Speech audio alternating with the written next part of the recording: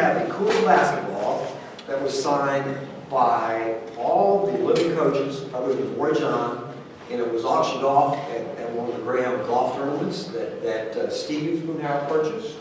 And they've been gracious enough to donate this back to the college, which we're going to put it in the Hall of Fame. But it has got all the coaches signed. So I'm going to read this little statement that they sent. And this is from Jay and Steve. And it says, "Ladies and gentlemen, on behalf of the Spoonhour family today, as a token of appreciation to the Greyhound Nation, I'd like to present Dr. Jeff Lashley, President of MACC, a commemorative basketball back to MACC.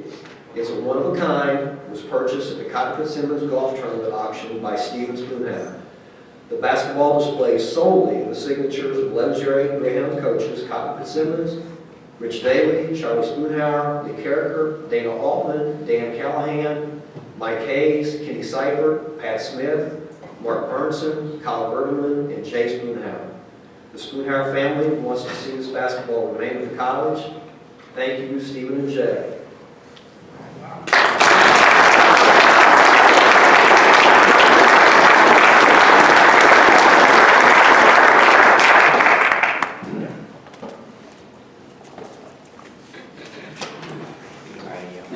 So anyone associated with Spoonhour years, please stand. Do we have any? We have a manager.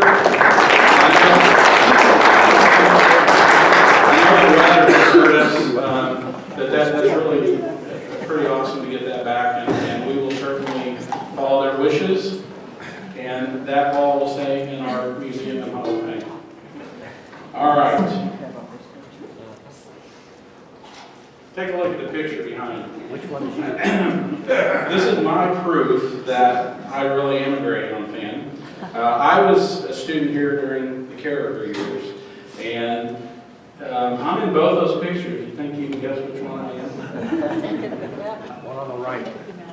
On this one, I'm all the way to the right, and who do you think's in the middle? Darren Monfort. Oh my gosh. And then to the left, Is that Michael? Mike Wolf. And John Kincaid, who was one of us, is in the Greyhound outfit. And then same group there. And we were the Slobs, which was Storm and Lee's obnoxious band and students. And I can tell you, we just had, it was so much fun. I was already a Greyhound fan, but when we were students here, we didn't miss a game. We painted our faces. I still have those sunglasses. So. I don't have those sunglasses. I couldn't get my leg in those jeans. I don't know. But here's the one Slob story that I like to tell. I don't know whether Johnny was the first or the second year that we were at Hutch. I think it was the first year. So it would have been Malcolm Thomas's first year. So we go out to Hutch, these guys and me, and there's college, and I don't remember which school it was, but they had a huge cheer squad, and they were just really, really impressive. And they would make a big pyramid, and then they would collapse it. And so it was kind of something that was just impressing everyone. So there were 4 or 5 of us out there, and some of our, responsible older boosters said, "You guys should go out there and do that pyramid too. Don't let them show up overly." So we did it. We went out there and we made a pyramid, I think of 4 or 5 of us, and of course we had a lot of support from the Moberly crowd, and we collapsed it. I was the skinniest guy, so I think I was on top, which that way I landed on people instead of getting landed on. But that's the kind of fun that we had during those years. And while I know about all 3 of these coaches and their legacies, I got to live the Carricker legacy, and it was a lot of fun, let me tell you. So John Cochran is going to talk to us on behalf of the Carricker era for now. John started his Greyhound career in the fall of '74 and played for Lee for 2 seasons. He returned as Lee's assistant coach and did that for 5 years. John continues to represent MACC, where he's been a trustee on our board since 2010 and currently serves as the vice president of the board. A little known fact about John, he coached tennis here one year when I was a tennis player. But what we really needed him for was to drive us to the meets, because I don't think John knew a lot about tennis necessarily. He was an excellent driver.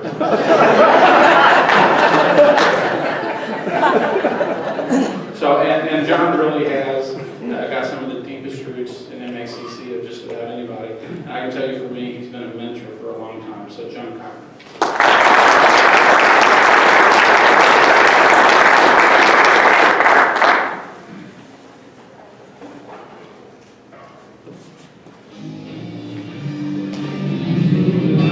As strong as these two free throws the Greyhound will hold up.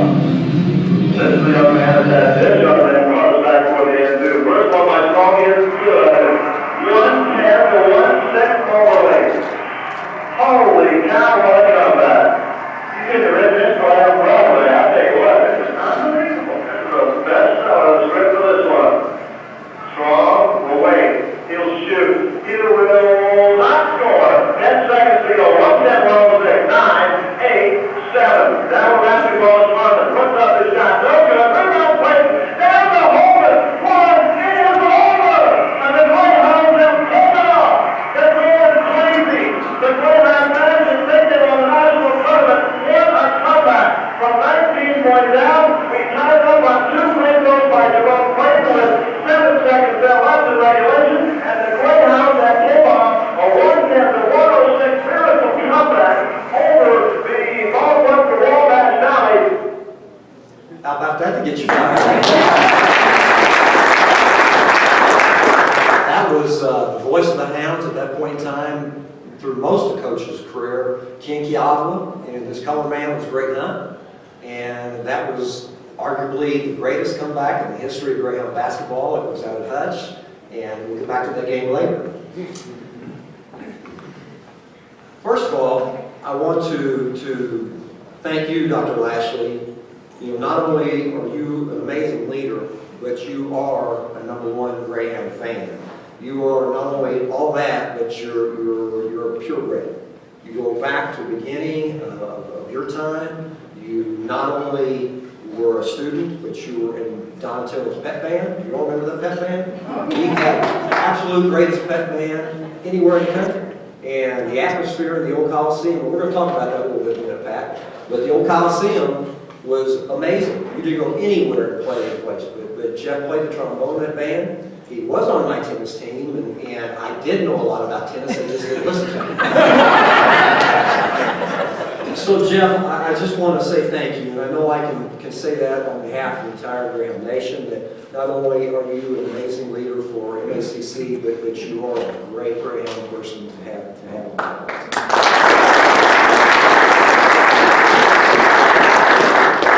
And I also wanted to give a shout out, some great pictures of, check that out. I also want to give a shout out to some of you more veteran Greyhounds, a little bit older than me. Some of the guys that may not have been here, if I missed somebody, I certainly apologize, but Pat Donovan, Mike Straube,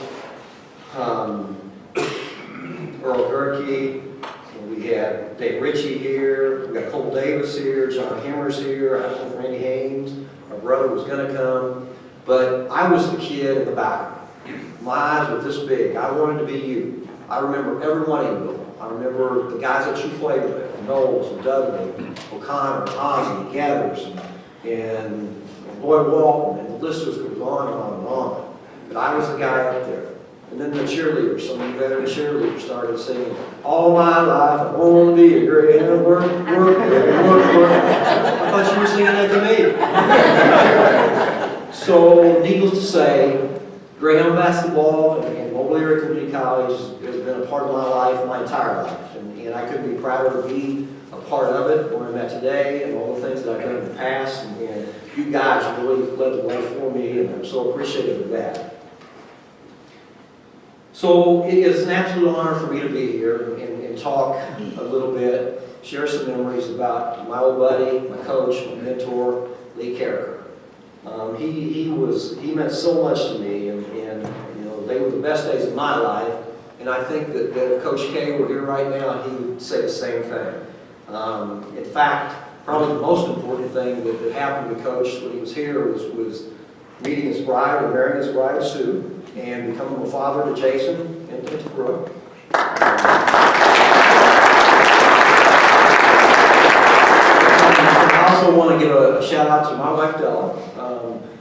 you and Sue had so much to do with the success that we had during those days, your encouragement and your support. We wouldn't have got it done without you. Not only that, but you took all these guys under your wing, became second mothers, you became cooks, you became seamstress, you became counselors, you did it all for us, and we would not have had anywhere near the success that we had, so thank you guys very much.